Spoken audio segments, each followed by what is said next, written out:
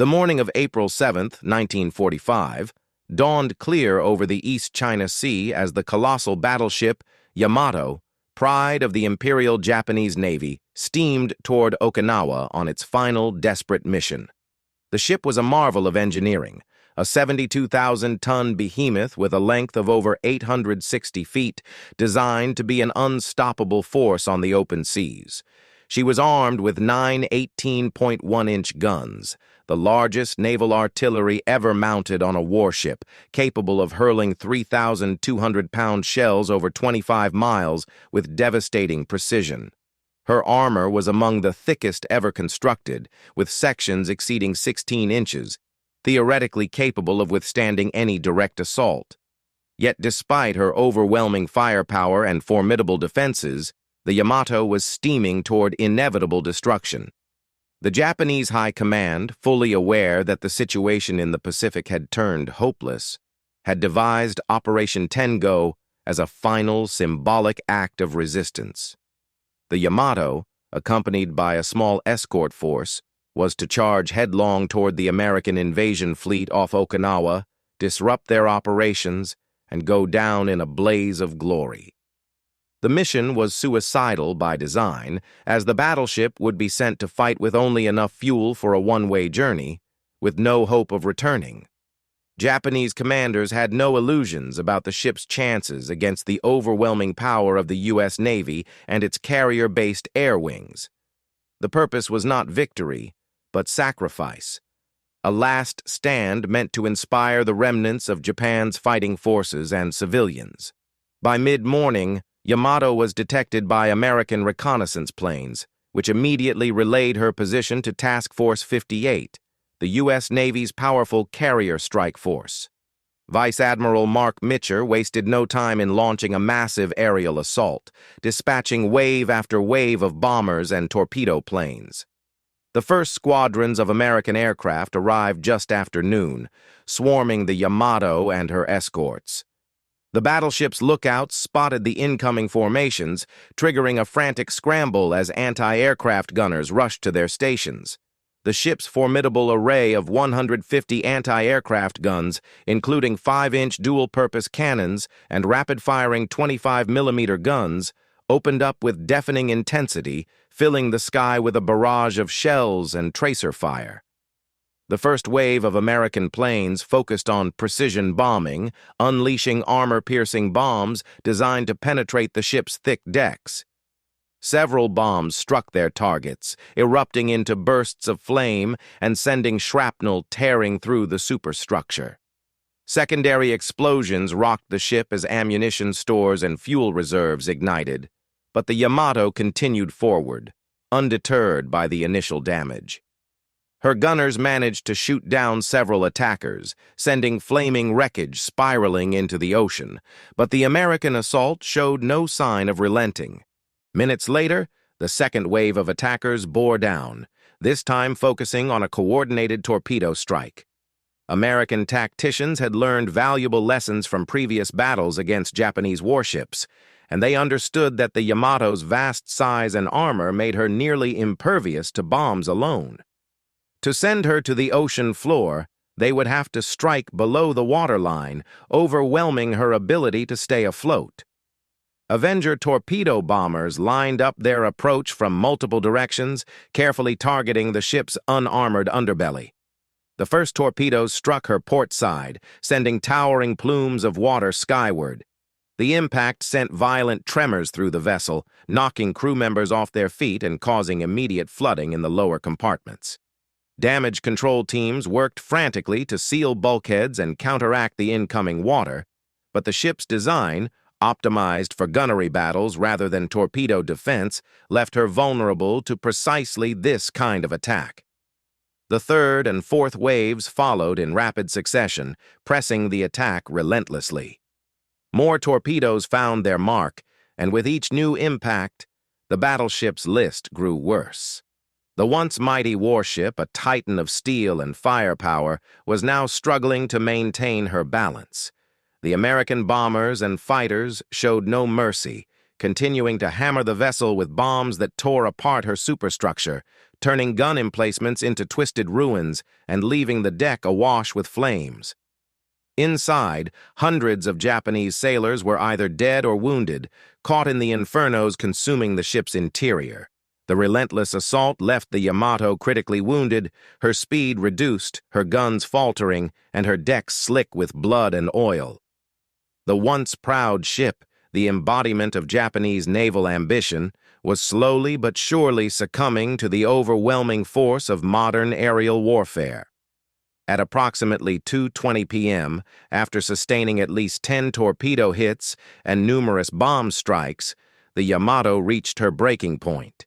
A final series of explosions erupted from deep within her hull as fires reached her magazines, detonating thousands of tons of stored ammunition in a catastrophic chain reaction. The blast was so powerful that it was visible from miles away, sending a mushroom cloud of smoke and fire towering into the sky. The force of the explosion tore the massive battleship apart, hurling steel fragments and bodies into the sea. The Yamato, once the most powerful warship ever built, was now nothing more than a sinking wreck, vanishing beneath the waves in a matter of minutes. Of the over 3,000 men aboard, fewer than 300 would survive, clinging to debris as American aircraft circled overhead. The destruction of the Yamato marked the definitive end of Japan's battleship era, proving that even the most powerful surface warship was no match for air power. It was a stark demonstration of the changing nature of naval warfare, a final death knell for the era of the battleship. With the Yamato gone, the Imperial Japanese Navy had no capital ships left to challenge American supremacy in the Pacific. The battle was over in just 5 hours, and with it, an entire chapter of naval history was closed. The sun set over the East China Sea that evening, its golden light glinting off the waves where the Yamato had once sailed. There, in the vastness of the ocean, the wreck of the greatest battleship ever built rested beneath the waves, a silent testament to the unstoppable force of modern war and the inevitable fate of even the mightiest war machines. Operation Tengo was conceived from the depths of desperation, a final, reckless attempt by the Imperial Japanese Navy to defy the inevitable. By April 1945, Japan's once mighty fleet was a shadow of its former self, shattered by years of relentless American naval and aerial supremacy. With U.S. forces landing on Okinawa, just 300 miles from Japan's home islands, and no hope of repelling them through conventional means, the Imperial High Command resorted to a strategy of pure sacrifice. The mission was audacious, grim, and entirely suicidal. The centerpiece of this final stand was Yamato, the pride of the Imperial Navy and the largest battleship ever built. She would not fight to return home, nor would her crew expect to survive. Instead, she was to embark on a one-way voyage to Okinawa, her guns blazing until she was inevitably sent to the depths. Accompanying the Yamato on this doomed expedition were the light cruiser Yahagi and 8 destroyers, forming a small escort force that was woefully insufficient against the overwhelming American presence in the region. The plan was both brutally simple and fatally flawed. The Yamato, with its unmatched firepower, would charge toward Okinawa at full speed, attempting to break through the U.S. naval blockade. Upon reaching the shores of the embattled island, the battleship was to beach itself deliberately, turning into an immovable artillery fortress. From this position, the ship's massive 18.1-inch guns would bombard American landing forces, disrupting their advance and buying time for Japan's beleaguered ground defenders. The planners knew that the Americans would respond with overwhelming force, and Yamato's ultimate destruction was not just expected, but fully accepted. The mission was not about victory, it was about dying in a way that would inspire the Japanese people to continue resisting, even as the war slipped irreversibly out of their grasp. Fuel shortages dictated the very nature of this mission. Japan's ability to sustain naval operations had been crippled by U.S. submarine warfare and air raids on supply lines.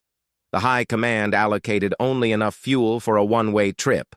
There would be no resupply, no retreat, and no hope of survival for the thousands of sailors embarking on this final voyage. As the Yamato and her escort group prepared to set sail from Tokuyama Naval Base on April 6, 1945, the mood among the crew was a mix of resignation and quiet determination. Many of the men had already written farewell letters to their families, understanding that they would never return. Officers gave solemn speeches, invoking the spirit of the samurai and the Bushido Code, reinforcing the belief that to die in service of the emperor was the highest honor. As the fleet slipped out of port under the cover of darkness, heading south through the calm waters of the inland sea, they remained painfully aware that their presence had already been compromised. American reconnaissance planes had spotted their movements, relaying intelligence to U.S. commanders who wasted no time in preparing a devastating response. The Imperial Japanese Navy's last great sortie was underway, but even before the first American bomb fell, its fate was already sealed. Aboard the Yamato, a heavy sense of inevitability hung over the crew. In the dimly lit corridors of the great battleship, sailors moved with quiet determination, each man fully aware of the fate awaiting them. Captain Kosaku Ariga, standing on the bridge, addressed his men with solemn resolve. "I urge you all to devote yourselves to your duties with the realization that this is the final battle for the Empire." His words carried the weight of certainty. There would be no reinforcements, no escape, and no hope of victory in the traditional sense. This was a mission of sacrifice, one final act of defiance in the face of overwhelming American power. The 3,332 men aboard knew they were sailing into death. Some took the time to write final letters home, their words filled with expressions of duty, love, and resignation. Others prepared themselves in more traditional ways, tying on ceremonial hachimaki headbands emblazoned with the rising sun, a symbol of courage and loyalty. Below decks, the ship's engineers labored over Yamato's aging machinery, knowing that the battleship's massive steam turbines and boilers, battered from years of war, would need to function at peak efficiency if they were to reach Okinawa before the inevitable American response. Every man aboard had a role to play, and each carried the unspoken understanding that he would never see Japan's shores again. Yet unknown to the crew, their mission had already been compromised before they even left port. American codebreakers had intercepted and decrypted Japan's transmissions, revealing Yamato's course, intent, and even its fuel limitations. With this intelligence in hand, Admiral Raymond Spruance, commanding the U.S. Fifth Fleet, wasted no time in crafting a decisive response. Recognizing the threat that even a single stranded Yamato could pose to the ongoing battle at Okinawa, he ordered the aircraft carriers of Task Force 58 to prepare a massive preemptive strike. The goal was not just to stop the battleship, it was to annihilate it before it ever got within range of the American fleet.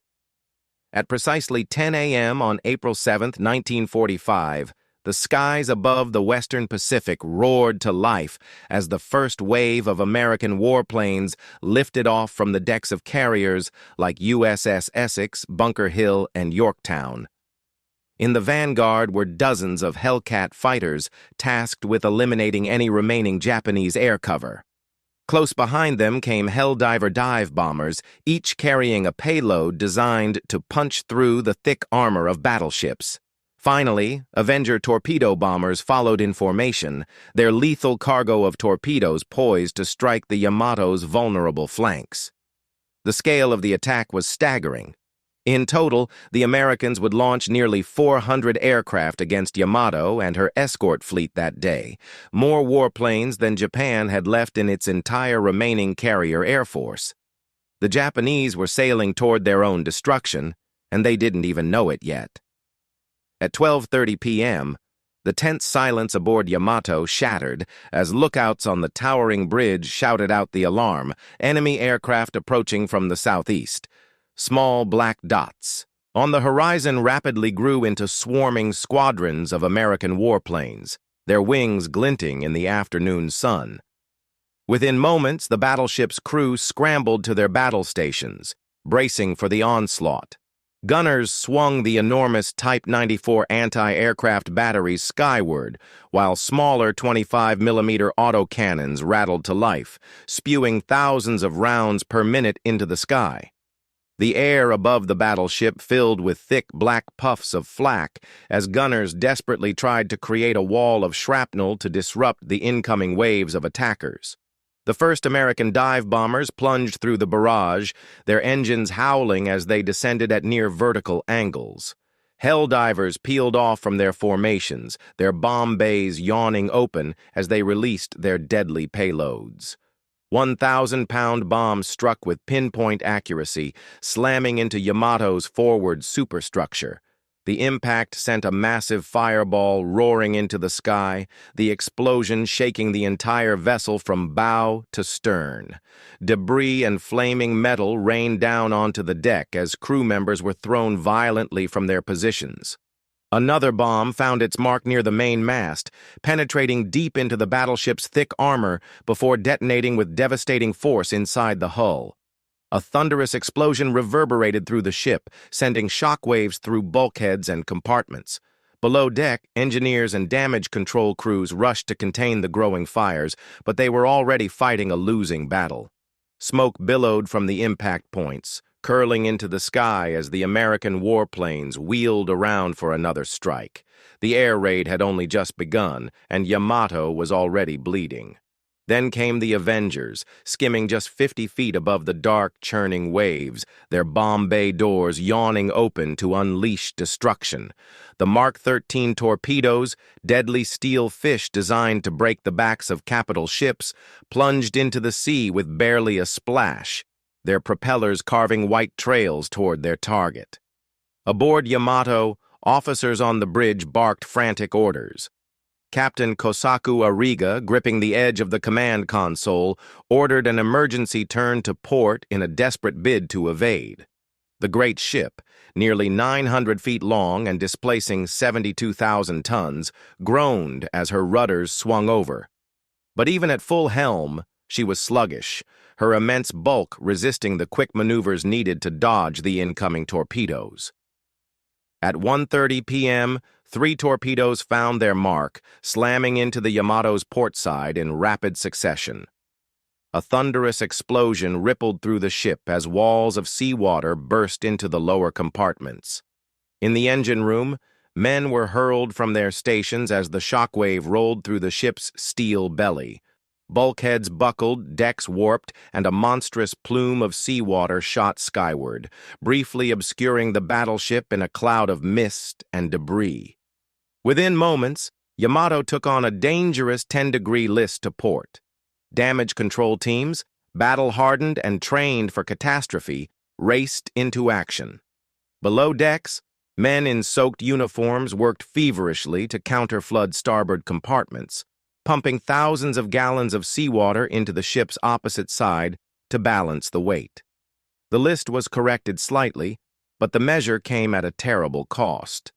The Yamato now sat lower in the water, her great hull even more vulnerable to attack. The decision to counter-flood was a grim acknowledgement that the ship was fighting a losing battle. At 2 p.m., the sky darkened once more with the shadows of a second wave of attackers. American torpedo bombers executing a textbook pincer maneuver coordinated their approach to strike where the ship was already wounded. 5 more torpedoes struck home, all on the battered port side. The explosions came like rolling thunder, a relentless symphony of destruction. A torpedo struck near the aft magazines, its shockwave rattling the entire vessel. Another struck near the engineering spaces, severing coolant lines and sending superheated steam screaming through corridors. The force of the blows was too much. Yamato's wounded hull could no longer resist the onslaught. The list increased sharply, first to 15 degrees, then 20. Inside the ship, chaos reigned. Water surged through the lower decks, drowning compartments in minutes. Sailors clawed their way up ladders as corridors turned into death traps. In the engine room, steam pipes burst, unleashing torrents of boiling vapor that turned the confined space into a scalding hell. The screams of trapped men were drowned out by the groaning of tortured steel as bulkheads buckled under the immense pressure of invading water. Above deck, the once mighty battleship, the pride of the Imperial Navy, was now a mortally wounded behemoth, her crew fighting not for victory, but for survival. The end was drawing near. At 2:20 p.m., disaster struck with a force unlike anything the Imperial Japanese Navy had ever witnessed. Within Yamato's gutted hull, flames reached the massive powder magazines that fed the ship's monstrous 18.1-inch guns. The ignition was instantaneous, a titanic detonation that ripped through the ship's core. A blinding fireball erupted from the shattered deck, a violent explosion so powerful that it was seen from over 100 miles away. A colossal mushroom cloud of flame and smoke spiraled nearly 20,000 feet into the sky, its monstrous plume marking the exact location where Japan's greatest battleship met its fiery doom. The shockwave was so intense that it buffeted American aircraft mid-flight, sending them momentarily tumbling before their pilots recovered.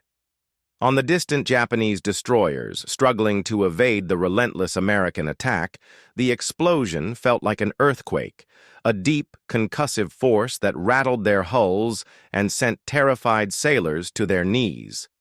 Yamato, the pride of the Imperial Navy, was now a burning wreck, her fate sealed in a single cataclysmic instant. As the great battleship rolled onto her port side, gravity and destruction worked in unison to accelerate her demise. The once proud vessel, which had been the envy of naval architects across the world, was now a twisted, broken corpse of steel and fire. The few surviving anti-aircraft guns, still manned by determined gunners, fell silent as the ship's own weight pulled them into the churning sea. Below decks, the last pockets of sailors clung to whatever air remained in the rapidly flooding compartments, some frantically attempting to escape, others accepting the inevitable. Then a terrifying chain reaction began. Yamato's remaining ammunition stores, still packed with thousands of pounds of explosives, began cooking off one after another. Secondary blasts ripped through the ship's bowels, shattering bulkheads and sending fire and debris into the sky. Entire sections of the vessel were now breaking apart under the strain, the combined force of explosions and water pressure tearing through her armored frame like a paper shell. At precisely 2:23 p.m., Yamato finally succumbed. Her massive hull, once a symbol of Japan's naval might, disappeared beneath the waves, swallowed whole by the same ocean she was built to rule. The last visible remnants of the battleship, a massive stern jutting toward the heavens, her imperial chrysanthemum crest still intact, vanished into the abyss. In her final moments, she took with her 3,055 of her 3,332 crew members. For those few who survived, the nightmare was far from over. The East China Sea, now slick with burning oil and scattered with wreckage, became an open grave. Sailors clung to floating debris, their white uniforms stained with soot and blood. Some drifted in stunned silence, while others screamed for help that would never come. In a rare moment of wartime chivalry, American pilots radioed the coordinates of survivors to Japanese ships still afloat, a silent acknowledgement of the bravery displayed by their fallen foes. The loss of Yamato was more than just the destruction of a battleship. It was the final, irrefutable proof that the age of the battleship had ended. The mighty dreadnoughts that had once ruled the seas were now nothing more than relics, outmatched and outclassed by swarms of fast, versatile aircraft. The Yamato, designed to be invincible in surface combat, had been sunk without ever firing her main guns at an enemy warship. The battle's aftermath was a grim testament to the changing nature of warfare. The U.S. Navy, having launched nearly 400 aircraft to destroy Japan's last great battleship, suffered the loss of just 10 planes and 12 men, a staggering lopsided exchange that proved beyond doubt that air power, not heavy armor, now dictated the fate of fleets. As the waves rolled over the wreckage, only scattered fragments of Yamato's legacy remained.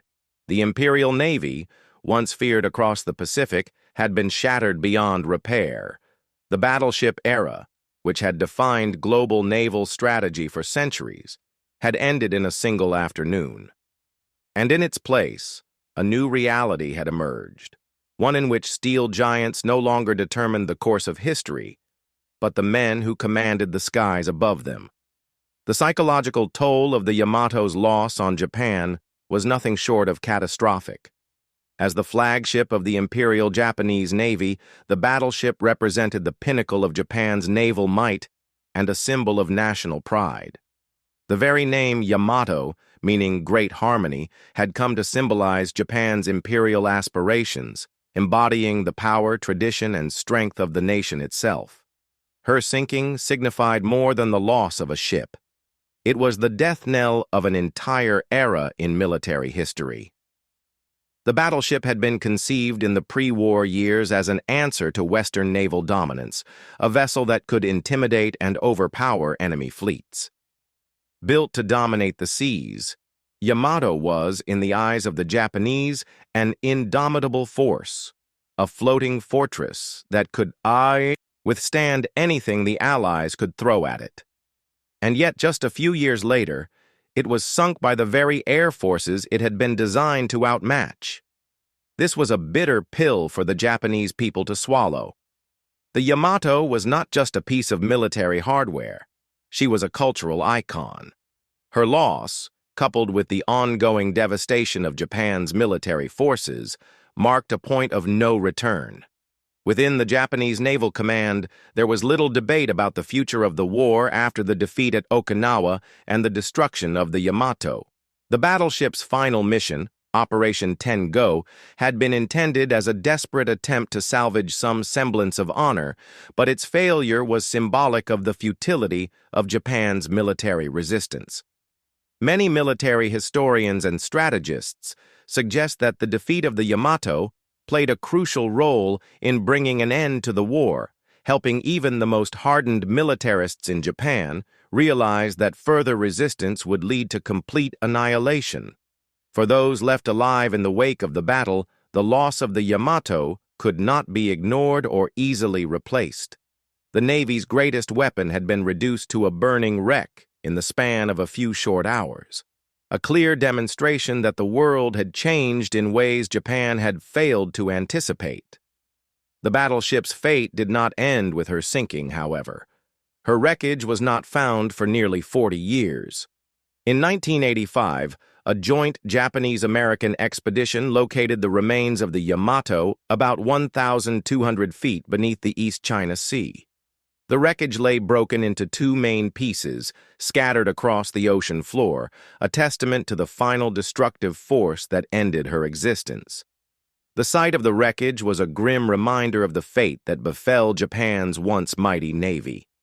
It also marked the conclusion of a major chapter in military history, the end of the age of the battleship, and the moment when the strategic importance of these floating behemoths was eclipsed by the increasing dominance of air power. Since the wreck's discovery, numerous expeditions have been conducted to recover artifacts from the site. Among the most iconic items retrieved are the massive anchor and one of the Yamato's main gun breech blocks. These artifacts are now displayed in various museums in Japan, where they serve as somber reminders of the cost of war, as well as the toll on both the men who served aboard the battleship and the nations that were involved in the Pacific conflict. For the Japanese people, these artifacts also represent a painful chapter in their nation's history, one that speaks to the human cost of war, the misplaced faith in technological supremacy, and the tragic fall of a once proud empire. The story of the Yamato's final mission and the fate of her crew remains a fascinating chapter for military historians, war enthusiasts, and naval strategists alike. It offers an extraordinary narrative not only of the naval battle that led to her destruction, but also of the wider lessons that can be drawn from her rise and fall. In many ways, the Yamato is a cautionary tale, a stark reminder of the dangers of technological hubris, of overestimating the capabilities of a single weapon in the face of evolving warfare. Yamato's design was a product of its time, a time when battleships were seen as the ultimate expression of naval dominance. She was designed to take on anything that could challenge her. And yet, despite her impressive armor and firepower, she was fatally vulnerable to a new type of warfare that had already begun to redefine naval power. Airstrikes launched from carriers. While the Yamato could take on any surface threat, it was simply unable to evade the overwhelming firepower delivered by dive bombers, torpedo bombers, and fighter planes that could attack from above, far beyond the range of her massive guns. This fact, which was in many ways acknowledged only after the event, represents one of the most striking examples of how technological advances in one area can rapidly render previous technological triumphs obsolete. The sinking of the Yamato was not merely a military defeat. It was symbolic of the end of the battleship era. In the same way that tanks had replaced cavalry, aircraft carriers had replaced battleships. The sinking was, in essence, the moment when a great military power realized that its most formidable weapon was now powerless against the new face of modern warfare. The naval battles of the future would no longer center around the largest surface ships, but on aircraft that could strike from beyond the range of any battleship's guns. As Japan's naval forces continued to suffer from the sustained onslaught of American aircraft, the loss of the Yamato became a symbol of the inevitable decline of the Japanese Empire. The sinking also marked a significant shift in the United States Navy's tactics. By the end of World War II, aircraft carriers had firmly cemented their role as the preeminent capital ships of modern naval warfare. The demise of Yamato, once considered the world's most powerful battleship, signaled the dawn of a new era in naval strategy, one in which air superiority would be the key to victory. Today, the wreck of the Yamato rests at the bottom of the East China Sea, preserved in its final, tragic position. Despite her destruction, the legacy of the Yamato lives on, both as a relic of a bygone era and as a reminder of the relentless march of technology and warfare. The Yamato's fall is forever etched in history, representing not only the final chapter in the story of the Imperial Japanese Navy, but also the end of an era in naval warfare. The ship that was built to rule the waves was defeated not by another battleship, but by the very force it had sought to conquer: air power. Her sinking remains one of the most poignant moments of World War II, not only because of the dramatic nature of the event, but because it symbolizes the ultimate collapse of Japan's naval ambitions and the inevitable fall of its empire. The Yamato was a victim of both changing military technology and the unrelenting tide of history that swept away old paradigms in favor of the new. The battleship's final moments continue to captivate and haunt the imagination, reminding us that even the greatest of empires, no matter how formidable, can fall when they refuse to adapt to the future.